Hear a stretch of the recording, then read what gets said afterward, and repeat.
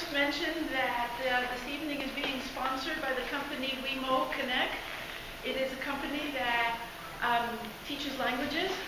It has a training for learning how to language Java, Python, Android, iOS, Node, JE, anything you want to do to be successful. And they're sponsoring our raffle and our evening this evening. There is going to be a free raffle, so I hope everybody got a ticket when they signed in. And the next month's talk is going to be by Professor Gabor Basri from Berkeley, and he's going to be trying to describe what a planet is, and focusing on Pluto, Ceres, and it'll be an interesting discussion. Okay, does it work? Oh, good. I could be even louder. Okay, I am very honored to be able to introduce Professor Alejandro Garcia. He is a professor at San Jose State. He is well respected by all faculty and by administration, and especially by the students. He has received the President's Scholar Award for his work at San Jose State. He has received the Outstanding Professor Award. He can't get the Outstanding Lecturer Award. So, so he can't get that one, but he would if he qualified for it.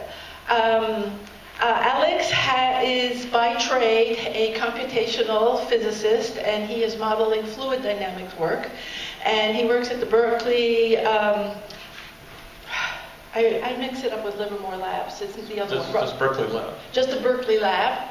So he maintains a very high research level, as well as his teaching, as well as his service to the community at San Jose State. One of the things that he has developed is crossed lines into the liberal arts with the art department. And he works with the art department, and he developed a program where he teaches the physics of animation. And it's really a very, well, you'll see the highlights of it. He's also a consultant to DreamWorks and to Pixar. And it's really quite awesome. I mean, I've seen variations of his talks. You're going to have a good time tonight. So please welcome Professor Alex Garcia. Thank you very much, Alexa, and thank you all for coming and for the invitation to come here this evening. We had a few technical issues. Keep your fingers crossed that it all works out. So what I'd like to tell you about this evening, as Alenka mentioned, I've done some work in animation. I'll tell you a little more about that. But first, let me review a little bit about what is important in animation. And a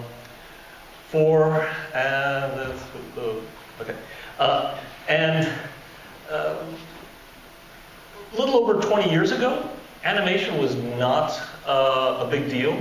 In 1993, the top grossing animated feature, Nightmare Before Christmas, was number 27 that year in the box office. But everything changed the next year when The Lion King came out, and it was number 2 in the box office. But that could have been a fluke, except that the following year, the number 1 movie in the box office was Toy Story.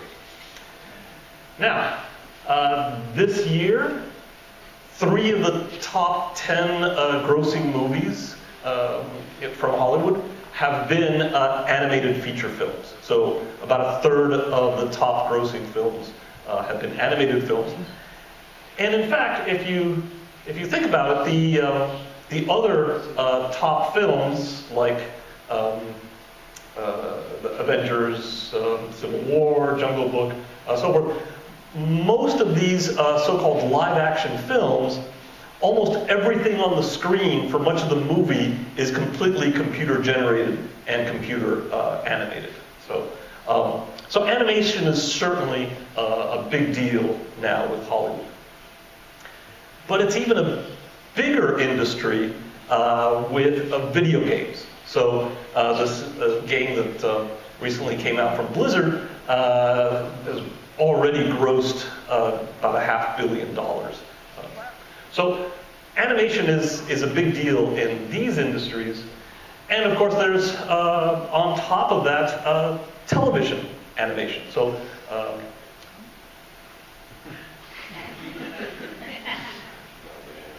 oh dear.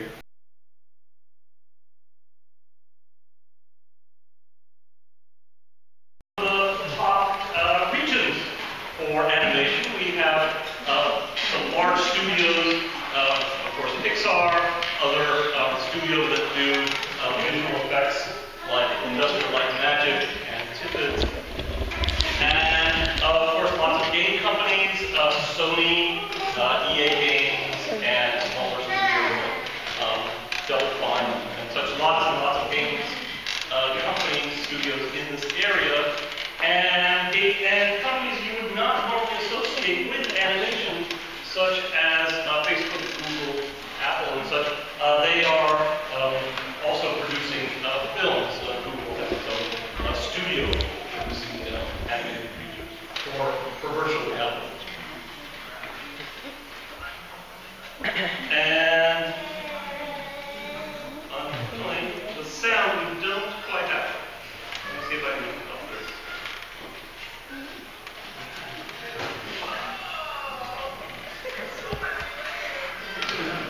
That's okay. So what you are seeing here is the school reel from the animation program at San Jose State University. So this is all student work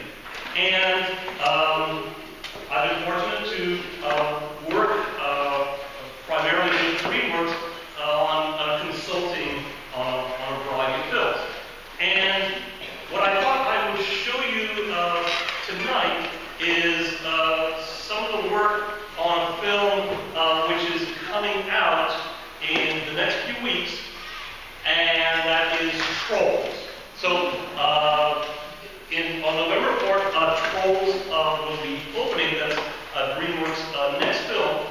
And a little over a year ago, the head of visual effects on the film came to me and said, you know, we have a challenge in this film, and that is creating a sense of the world of the trolls and the trolls themselves. I said, well, what's the challenge? And he told me, well, these are the trolls. Okay?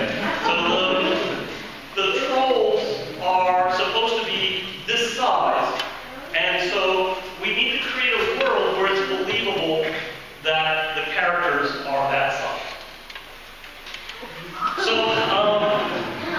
the world of trolls. So trolls are small, roughly 16 times smaller than we are. So the challenge was, what are trolls like? What would their world be like?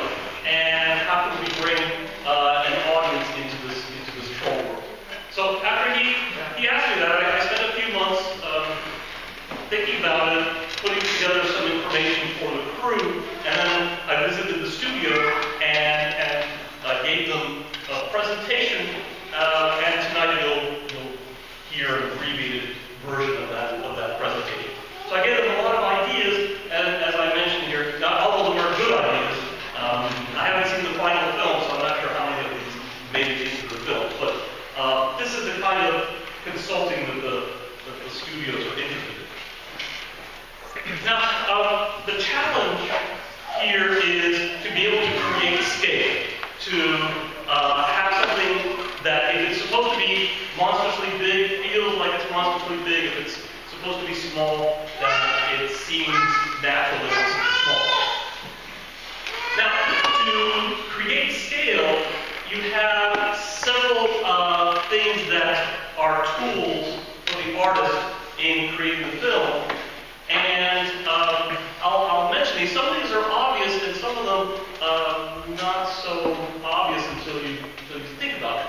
So there's, and I'll go through these in more detail, visual cues, timing, design, and acting. And the thing is, because all of these things create a sense of scale, you have to have all of them matching so that the scale stays consistent.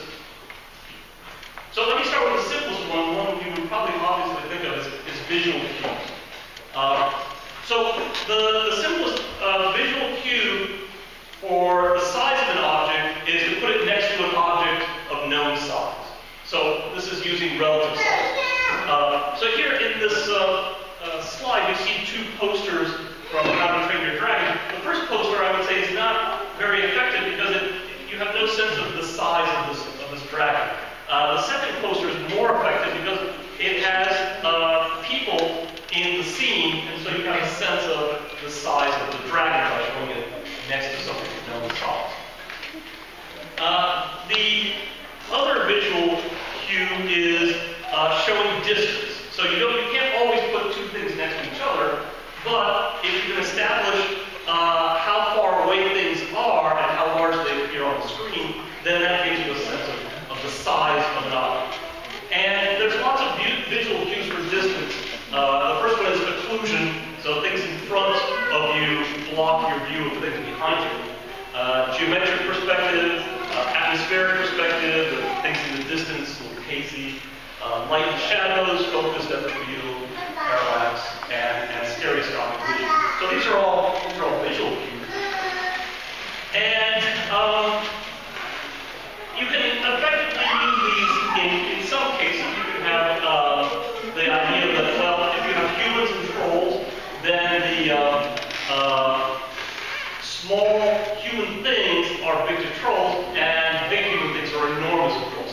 So something for a human, a housefly, to a troll, a housefly looks like it's the size of a goose. A flower looks like it's the size of a tree, and so forth. So this is the classic example from like Gulliver's Travels we're familiar with. There's a big problem with using just visual cues, and that's that they are not very strong, compelling cues for size. And just an example, well, if you have some world which is supposed to be a magical world,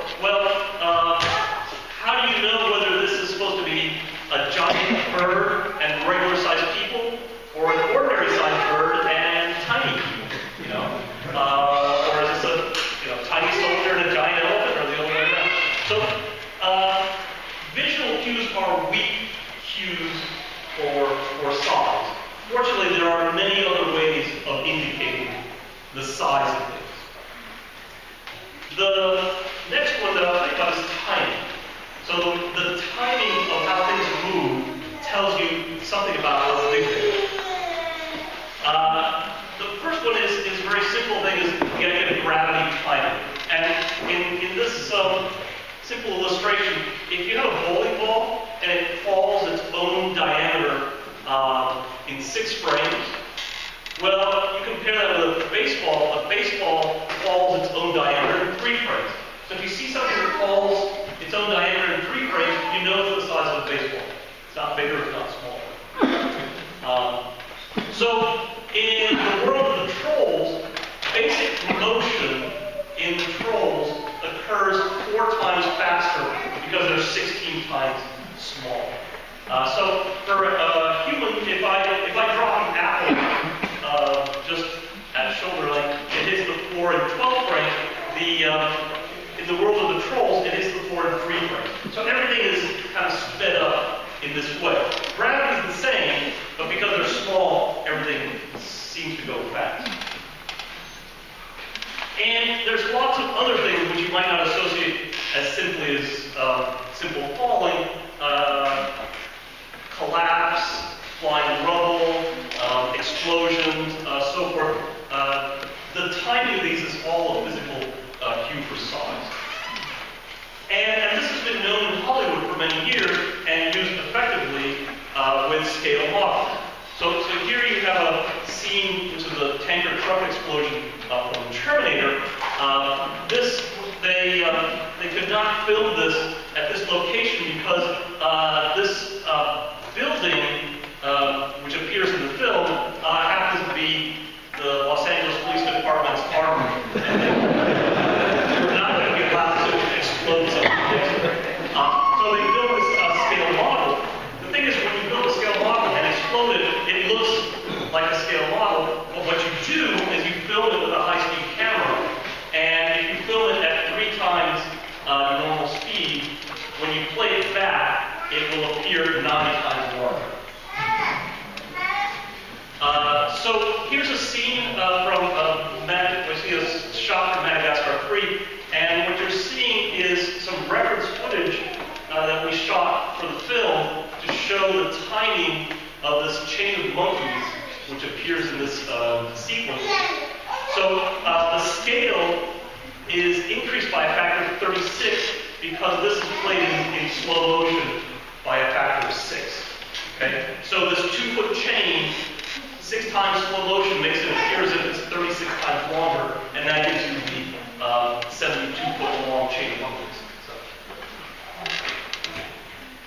Now, in order to have something on screen which looks large but doesn't look like it's in slow motion, you need visual contrast. And let me illustrate that with on your fingers.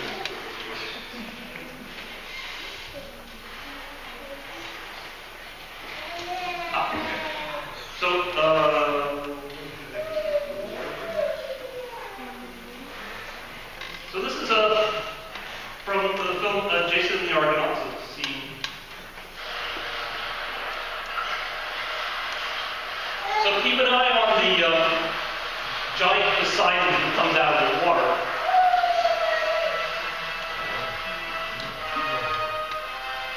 And you'll see the rocks are falling from the cliffs.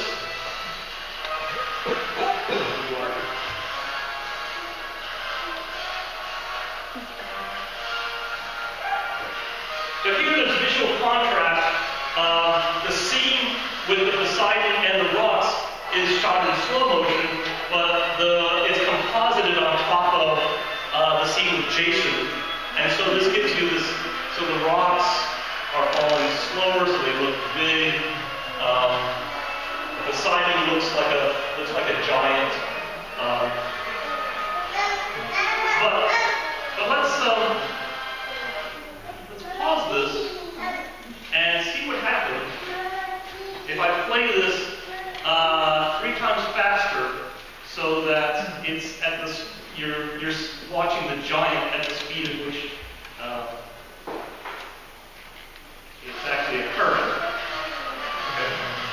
So now you watch him, and it just looks like some guy in a bathtub pouring bubble. You see, you lose all sense of being gigantic. Yeah.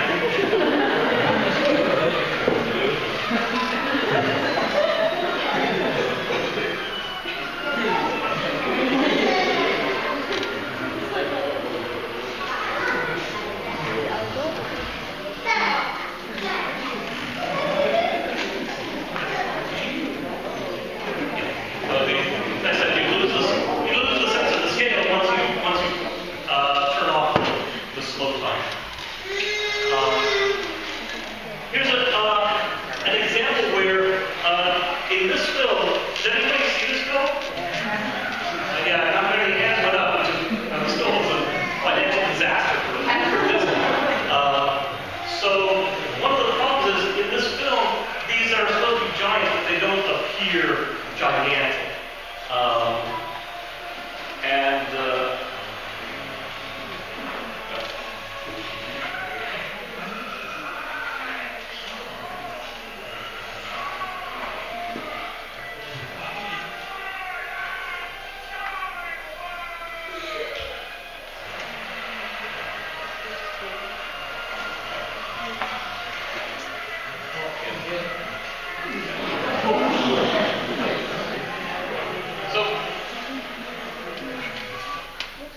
So the problem there was those giants are computer animated based on motion capture of actors. So they put an actor in this motion capture suit, film them, take all the data, and then put a computer-generated skin basically on top of them.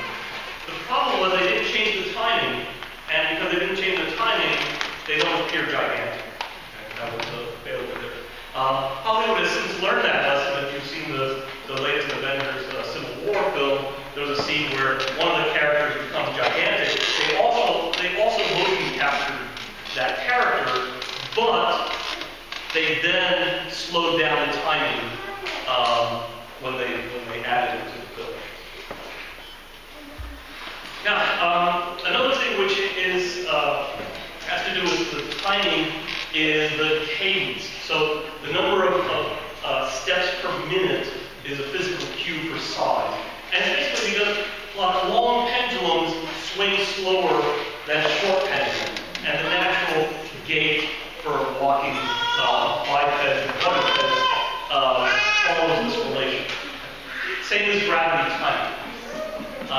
Now, even though things that are big have a slower cadence, they have a higher walking speed, because the cadence goes as the square root of the timing, whereas the having a longer leg compensates in the other direction. So large things have a slow cadence, but they actually, in terms of miles per hour, walk faster than small things. And just to prove that, here's a scene from Empire Strikes Back, and you'll see the walkers. So these walkers were done with stop motion animation, and you see, you get a giant sense of scale with these lumbering steps that they take. And you see, he's running full speed just to catch up to this thing that's walking, and he's almost a Jedi, okay? And he has to run in order to catch this. I don't want to spoil this in case you haven't seen the film. So how does that translate to trolls? Getting back to trolls, the normal human walk cycle is about 24 frames, which is 1 second. Trolls, their walk cycle would be 6 frames. Humans typically walk in the range of 2 to 4 miles an hour.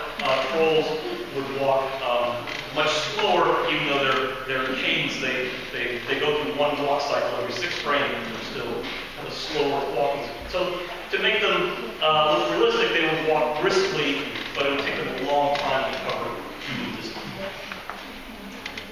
Now, let's talk a little bit about design. What design elements give you a sense of scale.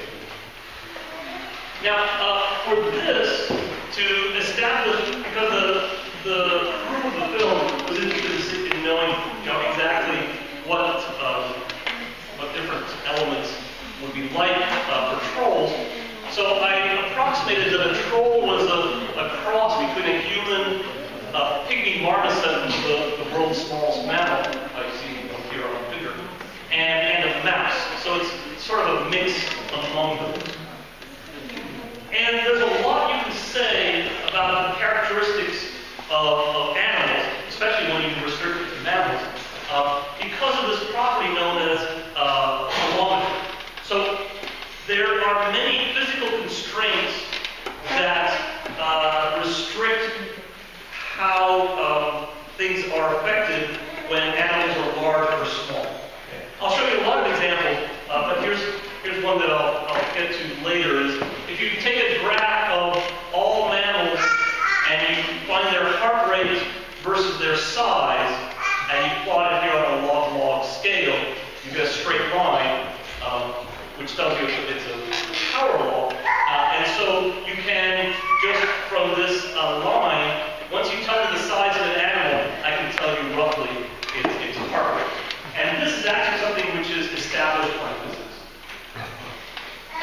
Now, the reason physics comes into play here is there are this very simple relation between size, area, and volume. So as size increases, area also increases as a square size, but volume increases even more because it goes as a cube of size.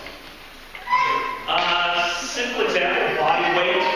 As if you have something which is 2 feet high, like a cat, like 7 pounds, something which is 18 feet high, it's 9 times larger than it's 81 times heavier, because weight scales as volume. Now, this affects the design in animals because bone strength varies as area. So the strength of like a beam varies as the cross-sectional area. So if I have a bone which is 9 times larger in length, if it's 3 times longer in length, which is the size, it has 9 times larger area, but it has 27 times larger weight. Okay? So as things get larger, their weight goes up faster than the cross-sectional area. So this means that larger and larger animals need thicker and thicker bones to support their weight. Okay? So if you look at a skeleton of a rabbit compared with the skeleton of an elephant has very thick bones. And you can also do this by looking at the skeletal weight. Skeleton is 9% of the total weight of a rabbit, 27% of the total weight of an elephant. So that's a design element. Trolls. Human skeleton is roughly 18% of our weight. For a troll, it's going to be 7% of the troll's body weight. To give you an example, your femur is 1 inch diameter. Diameter of a femur for a troll would be about the thickness of a dime. So just from kilometry, I can already tell you the skeletal features of trolls. This also affects posture because there's only a certain limit for the strength of bone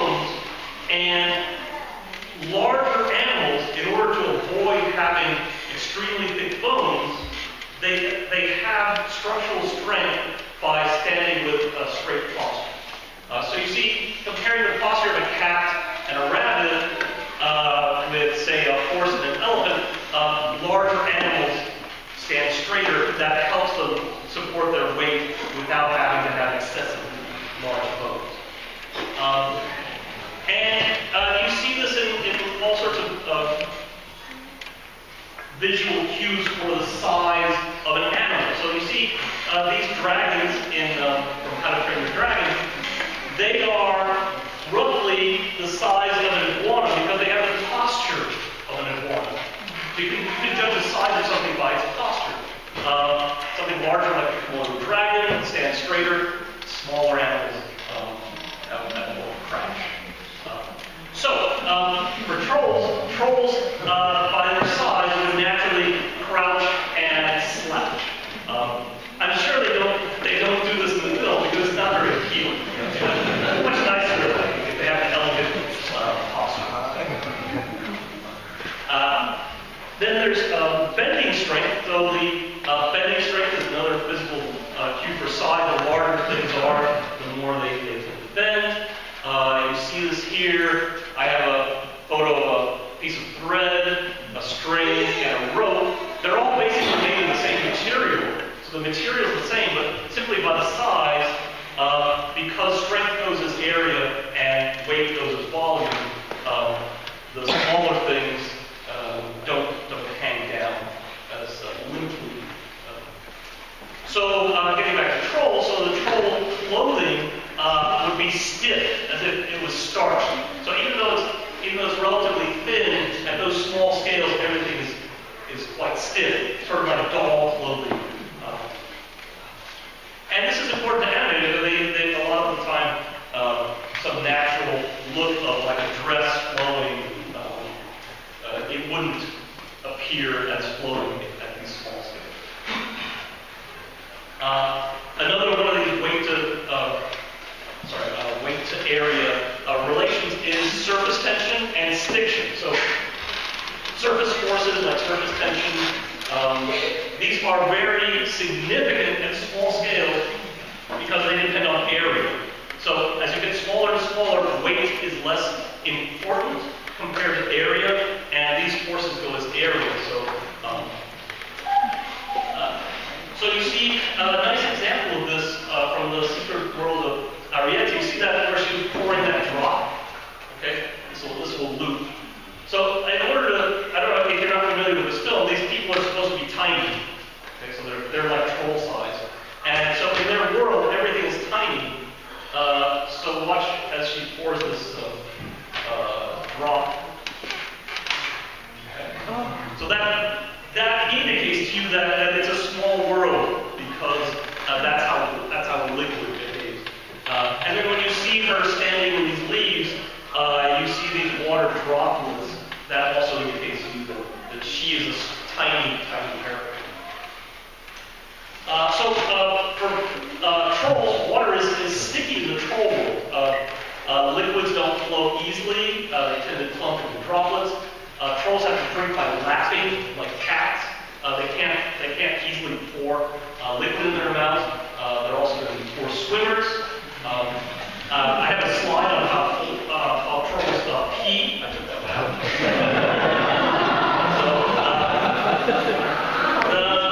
Another thing which is affected by size is maximum falling speed, otherwise known as terminal velocity. So small things reach their maximum falling speed, which is relatively slow compared to larger things. So a squirrel never falls faster than 25 miles an hour before it reaches maximum speed, slowed by air resistance. Trolls cannot be injured by falls. The maximum impact speed from a fall, regardless of height, is only 7 to 8 miles an hour. Okay? So you could throw a troll off the Empire State Building and it would be perfectly fine in my car because it would never reach. After the first floor, it already reaches maximum. So the trolls would have no fear of height. They would easily live in trees. The pitch of sound is a physical cue for size. So large organ pipes have a deep pitch. Small, short pipes have a high pitch. A mouse hears 4 octaves higher than an elephant. So for trolls, their voices would be very faint because they don't have much volume, so they can't generate a lot of sound. So their voices would be about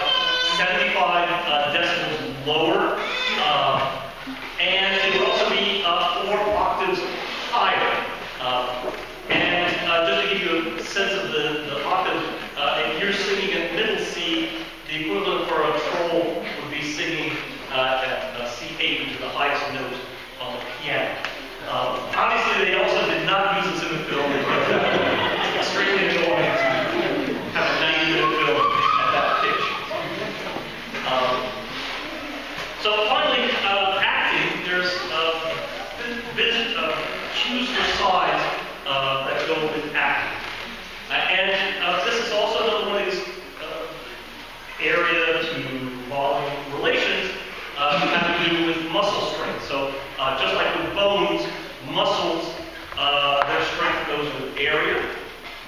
And so, for example, as animals get larger, they can lift a smaller amount by percentage of their body weight. So small, like the small animal might lift 150% of its body weight.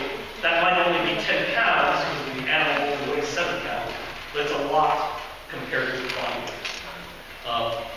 So calculating this for trolls, if you can lift 90 pounds of weight, then the equivalent for the trolls, it can lift 6 ounces. But if 90 pounds is half of your body weight, I wish, then the equivalent for trolls can lift about 3 times their body weight, so they can easily throw each other around. Running speed actually turns out to be approximately constant for quadrupeds, and that's a matter of the running speed depends on leg length, muscle strength, and weight. So the longer your legs, the faster you run. The stronger your muscles, the faster you run. But the heavier you are, the slower you run. And these, the first two go as size and area, and the last one goes as volume. Now, even though most mammals, except for the very small ones, run at roughly, we're actually, as bipeds, terrible runners compared to everything else. But you often think of relative running speed. So relative running speed is the distance that an animal covers its own body weight. Own body length. How much time it takes to cover one body length. Because when you're looking at it, say, on screen, if it's covering its own body length in half a frame, it looks like it's going really fast compared to something that takes 3 frames, like a zebra, to cover its own body length. This is a well-known optical illusion. Like when you look at planes in the sky, they appear as if they're traveling very slowly.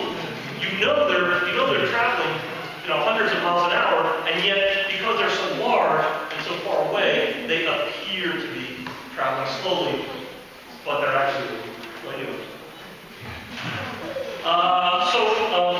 For trolls roughly would run at half the speed of humans, but animals which are this small size, because they have trouble with traction, they tend to jump as part of their locomotion when they're going fast. So,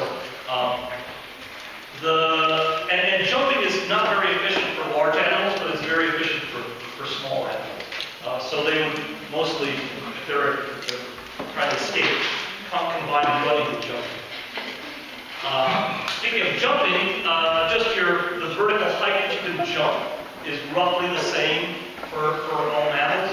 So my cat, a rat, myself, we can all jump a couple of feet. Again, it's depends on leg length, muscle strength, and weight. We can jump, average person, trying too hard, about 1/4 of their body height. Trolls jump about the same height in terms of feet, but that's like 4 times their body height. Okay, so relative to their size, they jump pretty high.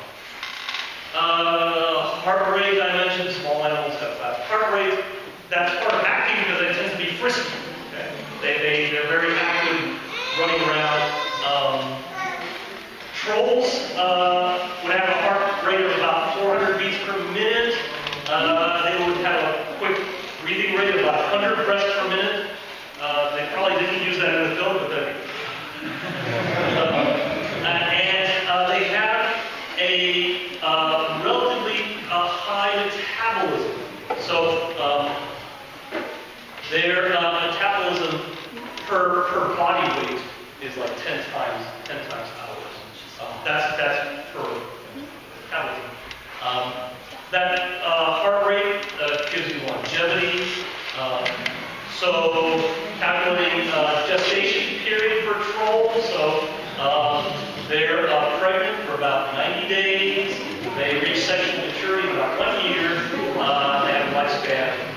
18 years. That's the now they live fast. Small creatures eat a lot for their body size. That's part of that metabolism issue. So mouse eats 20% of its body weight per day. I think my cat is 330. So trolls, because of their small size, they're big eaters by body weight.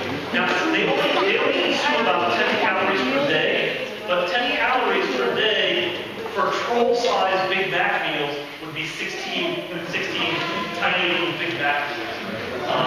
And they probably eat constantly, so they probably eat like 24 times a day. So let me just finish with one last thing, which is breaking the rules. So I showed you all these things where if you want to have something which is realistic, what would you do? And I mentioned that in some cases I'm sure that they didn't use it in the film because it wouldn't be popular. And I'll finish with one that I'm sure that they would not use. And that is, of course, one of the essential things about the troll is the hair. Okay? So for straight hair, the shape of the hair depends on this factor beta, which is known as the relative stiffness. Okay, so this relative stiffness is the elasticity of the material divided by the weight. So as hair gets longer and bigger, this beta goes up. So beta goes down. So beta is large for short, stiff hair, and then for small beta, which is long, or lit hair, which is not very elastic, then the hair hangs down. So hair actually goes through what's called a buckling transition. So at some point it gets long enough, it just buckles and doesn't stand straight. Now, if you account for curliness, there's another factor called alpha, which is the relative curliness, the length of the hair divided by the radius of the curl. So large alpha is for curly hair, and small alpha is for straight hair. And so there are actually these different regimes. You can have short, you can have curly hair that just stays like this, or you can have hair which is pulled down by its weight and then is curly. And you can calculate all of these from elasticity and properties of the hair. And the trolls, because they're small, they would have this characteristic. So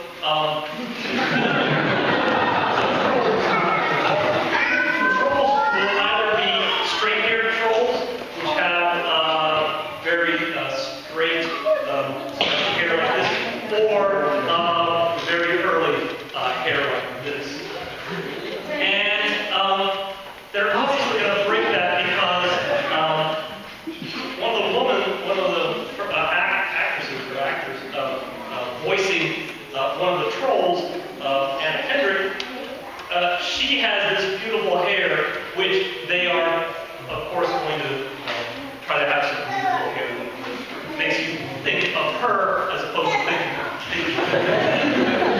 So that's an example of breaking the rule. And of course, the Smurfs break the rule, and other cases. These are all examples where you break the rules to make the hair look attractive as opposed to physically realistic.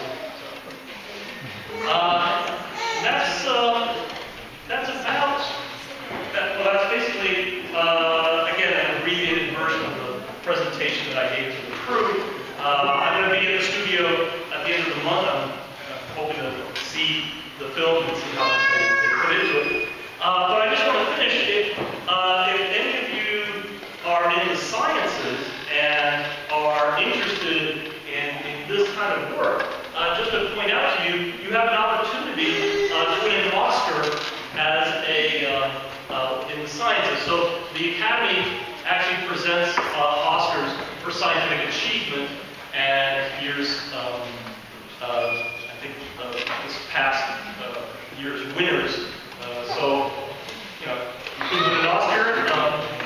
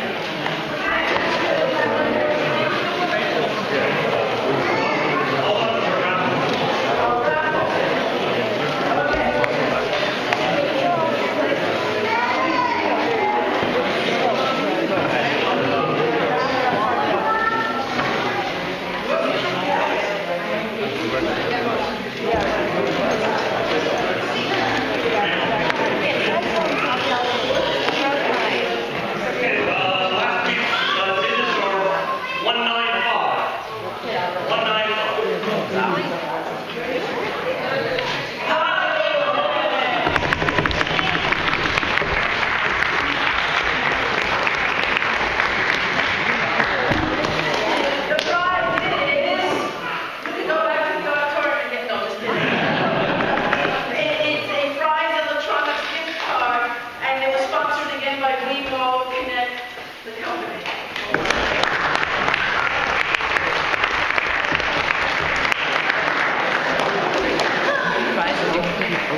you.